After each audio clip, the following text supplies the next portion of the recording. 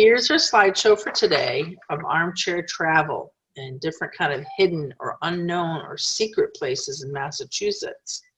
These are all things that are found within the state. Some of them you may have seen or heard of, and some of them you may have not.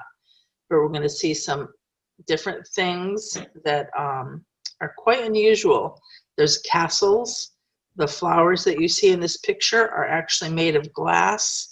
And the picture on the right with a chair and part of a staircase in back of it is from a hidden music hall. That's good. So this is just a map of the state with some little blue markers where some of the different locations are. So there's things over near us on the Cape. There's some things in Boston.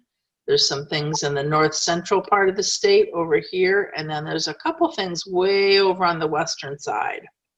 But we're going to see a hidden beach, some glacial potholes, castles, the Lost Music Hall, a gingerbread house, and not the kind that you see here on the vineyard. We're going to see some glass flowers and then the secret music hall. All right, so I thought the first thing I would show you is something kind of nearby. This is Bound Brook Island Beach, and it's over on the Cape. I don't know about you, but I think everybody loves a secluded or quiet beach when you can find one. And this one is located on the bay side of the Cape, and it's between Wellfleet and Truro. And it's kind of hidden. They call it hidden because a lot of people don't know it's there, and you have to drive down a bumpy road to get to it. But I think the beautiful views in this location are just, it looks so peaceful there. I can only see in this picture on the left, I think I see just a couple of people sitting there on the beach. And that to me looks pretty ideal. I know I have favorite beaches here on the island, and they tend to be the ones that are quieter. Does anybody else have a favorite beach here on the island? St. Vincent. Oh, yeah. Do you ever go up there in the winter? Yes, quite a bit. My wife loved it up there. I go up with my family. I love it up there. It's very nice, and I think it's wonderful when you have the opportunity to be on a beach among few or maybe even no other people. That's a real treat. So next we're going to go to a castle. Now this castle is in Great Barrington, Massachusetts. It's called Cyril's Castle, and it's a romantically imagined castle-style house. This was built in the 1880s and in the French chateau style. It has 7 stories and includes a dungeon basement.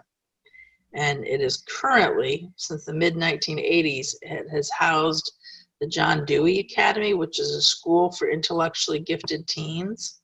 How'd you like to go to school in a castle? It looks like Hogwarts. Does it have an elevator in it?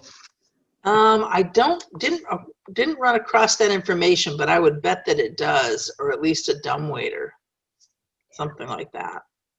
But here's some pictures from the interior of the Cyril's Castle. This castle has 40 rooms, and it is over 54,000 square feet of floor space.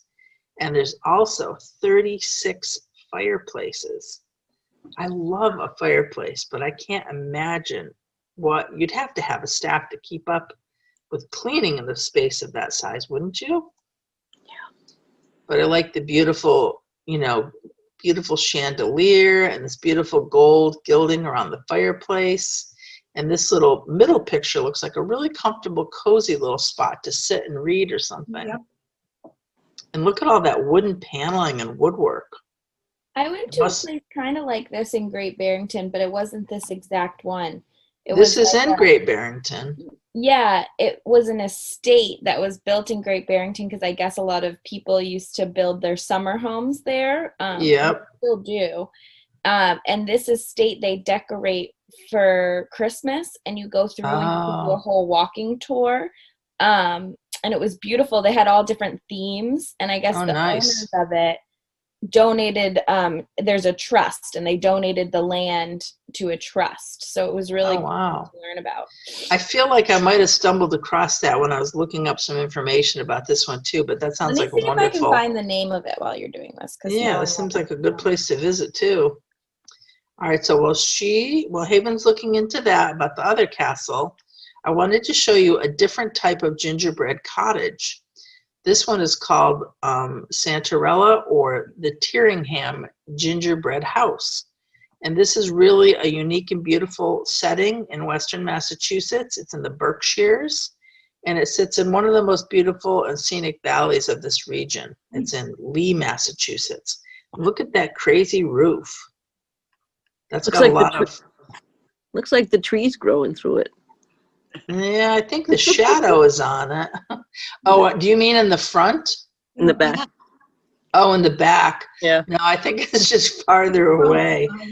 These things here in the front are actually stone sculptures that were put in place there to make it look kind of, I don't know, more medieval or something. But this building, or this property, is made up of 4 separate buildings: the gingerbread house, a colonial house, a cottage, and the silo studio. Now the pictures at the top here are from the silo studio. There it is over there. And this building, or this property, is currently used for vacation rentals. Sometimes people will book a room for the weekend, or maybe for a family gathering, since there's several buildings. Or a lot of people like to have weddings there because it has this kind of big grand hallway that they can decorate in. And the outside of the property is quite beautiful too. There's gardens and a pond that's been stocked, I believe, with goldfish. So I thought that looked like a really beautiful place. I think it would be quite a treat to wake up in that bed and look out the window at the treetops outside. That is nice. Isn't that pretty though? Sarah, I found it. It's called Nom Keg. Have you guys heard of it? Nom Keg, okay. Yeah, it's beautiful. You guys should, Yeah. you should do a little Google. Wasn't it Yeah, that owned sounds by an artist? Yeah, it was owned by an artist. It has a very interesting history. Maybe I'll make one of the presentations about it. Yeah, that would be a good one. I mean, I always think it's interesting to see what people do with properties that are kind of fanciful and different, you know? Yeah. All right, let's see. Next, we're going to go to see something in nature.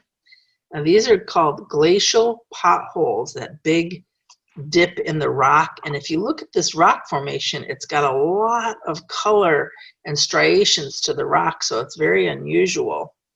But these potholes, those range in size from as small as 6 inches in diameter to the largest pothole on record, which is about 39 feet across. And you can see in the rock here, you see lots of different shades. This is metamorphic rock. Is that And petroglyphs? no. Okay. This is actually in the rock. I believe petroglyphs are drawn onto the surface, I think. Oh, okay. But this is in the Deerfield River, which is over in Shelburne Falls, Massachusetts. And I think it looks really interesting. I'd love to be able to go there and see this. Here's some more detailed pictures of the different potholes. It kind of looks like Swiss cheese rock. But there's over 50 whirling pools or potholes. And these are located right near the foot of Shelburne Falls. The pothole will usually have a level circular opening. And this has been caused by the current of the water when it's at its highest, going across the crack or the depression in the rock, and the rocks or pebbles that fall into the crack will be spinning because of the force of the water. So they act like a drill, smoothing out all these holes over time. There's some very big rocks in that pothole. But I'd like to see that too. That would be interesting. I'd like to plan a whole road trip like this. Here's another lovely place to visit. This is called the Three Sisters Sanctuary, and it's in Goshen. And this garden is the work of an environmental artist, and his name is Richard Richardson. That's a good name to remember. The sanctuary that he created is full of captivating pieces of folk art, like this big dragon. And it's also set in some beautifully designed and intricate gardens. There's a lot of arrangements in the garden that are similar to Stonehenge. And there are even mannequins that have been repurposed into kind of fantastical creatures. And of course, this big fire-breathing dragon. Next, we're going to go across the state over to Cambridge. I really wanted to show you part of the Museum of Natural History at Harvard University. This is, I forget the name of the collection now. Oh, I can't remember. But these flowers are known as the Blashka flowers, and they are fantastic. When the museum opened in the mid-1800s, they had a problem. Botanical specimens were not easy to preserve. Paper mache or wax models didn't begin to successfully capture the beauty, the translucence, or the detail from the real world. So Leopold Blashka, a highly skilled glassblower, and his son Rudolf, they were signed to an exclusive contract to create specimens in glass. Leopold had had many, many years of experience as a glassblower. So together, they began making these samples of flowers and insects, and they started in 1890, and Leopold died in 1895 after just 5 years. Rudolf, however, continued making the glass flowers for another 45 years, stopping only 3 years before his own death. And together they created over 4,000 botanical models for Harvard, or roughly one every 5 days for 50 years. So each of these flowers that you're looking at here is made of glass. If you touched it, I bet those are pretty sharp little prickers on that cactus flower. And I can see that this tiger lily has definitely a translucent quality to the petals. And look at this delicate little one here. That looks like maybe a cornflower or something. But that is just kind of a magical place. So if you're ever up in Cambridge and you're looking for something to do, I would say that the Museum of Natural History would be a really fun place to visit. Sarah, isn't it Yeah. called the Bush Risinger? Something like that? No. There's a family, I believe, who has funded a lot of the continuation of this particular exhibit at the museum. And I want to say the name is something like Hall, or it's a short name, only 4 or 5 letters, and I can't remember. But if you were to search on Harvard glass flowers, you would find all kinds of information about it. Aren't they fabulous? Yeah, I think they're beautiful, though. So let's see, the next place we're going to go to is also in the Boston area. This is known as Steiner Hall, and it's on Boylston Street. It's a real-life hidden concert hall tucked away deep underground and forgotten beneath the bustling street up above. This is the main entrance here, and it's part of a piano store. When this store was opened by the Steiners, it was a father whose name, son's name is Alexander. I'm sorry, I forgot to make note of the father's name. But they opened their piano store, and in order to keep the flow of customers coming through the doors, the son, Alexander, actually commissioned the construction of a very lavish concert hall, and he ordered it to be built not in the store, but beneath it. He knew that the streets of Boston were very noisy, and to completely block out the commotion, the best thing to do was to build underground. And you can see on the right here, this is a picture of this concert hall full of people listening to some sort of a musical performance. And the Steiner Hall was built in the Italian Renaissance style. It offered the musicians a one-of-a-kind musical experience.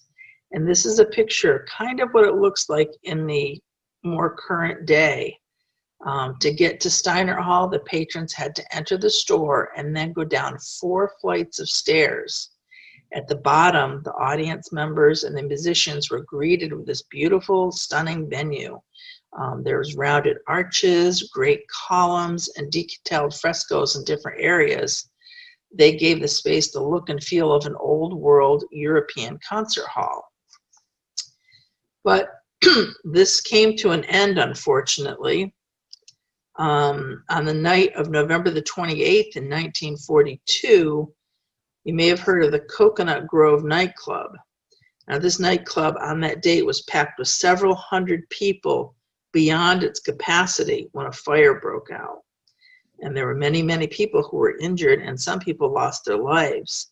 And in the wake of this tragedy, building codes were tightened and venues had to have multiple exits. Steiner Hall did not meet that code, and it had to be closed for operation. So that's a secret space that still exists. I believe the music store has closed, but the building is under renovation, and I think they're trying to preserve and save this space in some way. So I thought that was kind of an interesting secret about Boston that nobody probably knew.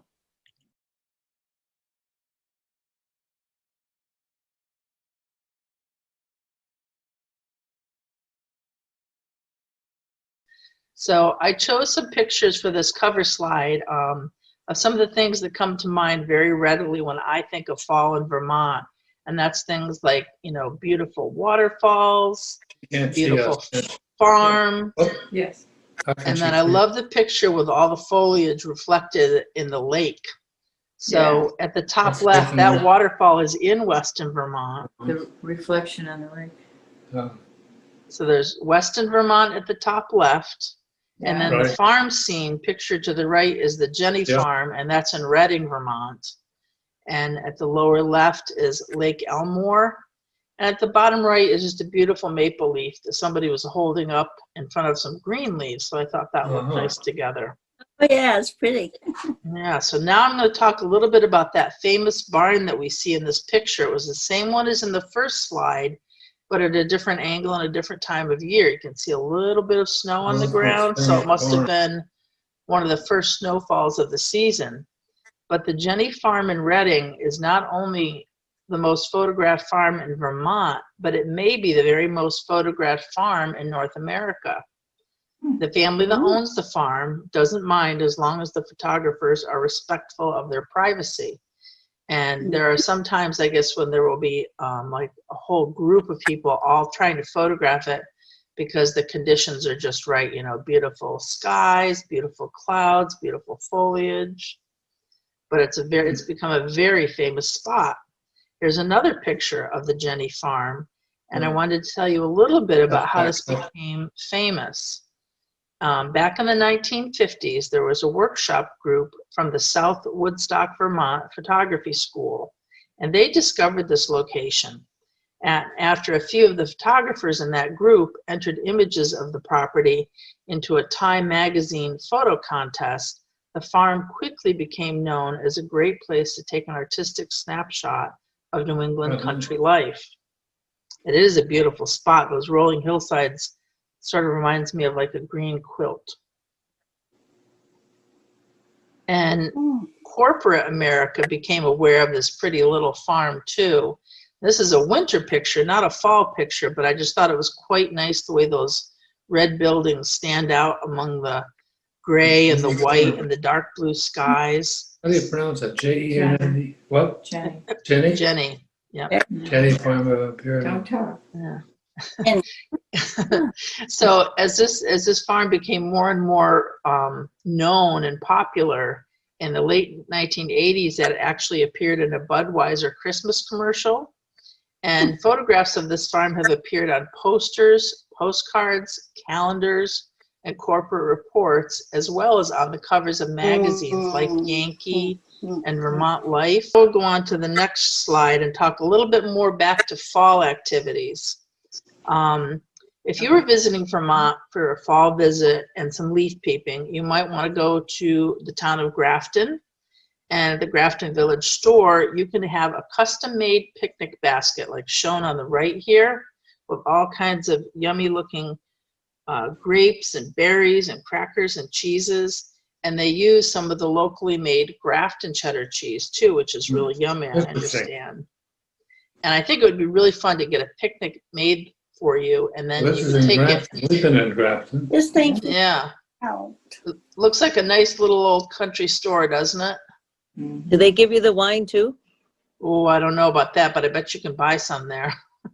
But if you got a picnic lunch like that, I think a great place to take it would be where we'll see next. You could go driving down the road looking for a good place to have your picnic, and you'd probably go through one of these beautiful little quaint villages. Dragon, I will. And also in Vermont, you can see more covered ridges than any other state in the nation. Oh, I think if I was going to have a picnic, I think I would love to sit next to a nice waterfall. It'd be nice to have that sound as a background to a picnic lunch, wouldn't it? Mm-hmm. delightful. Yeah. So there's lots of popular things to do and scenic there's a places in Vermont. And I saved this picture from the Peru Fair. Who is that? Have you gone to that fair? Yes, my brother lives there. Oh, lovely. Well, I believe it started out as kind of a yard sale fair, and then it moved more into arts and crafts. But they have a pig roast every year. So I think that would be a really fun place to visit. And so anyway, in the middle picture here is Quechee Gorge. And this is a great place to stop if you're on a road trip and while you're visiting Woodstock, which is a beautiful nearby town. And then over on the right, I found this picture of the Equinox Skyline Drive in Manchester. And this takes you up a winding road to the top of the mountain.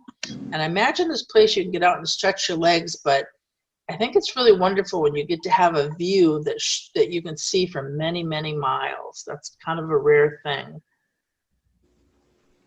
So now I'm going to tell you about some treats.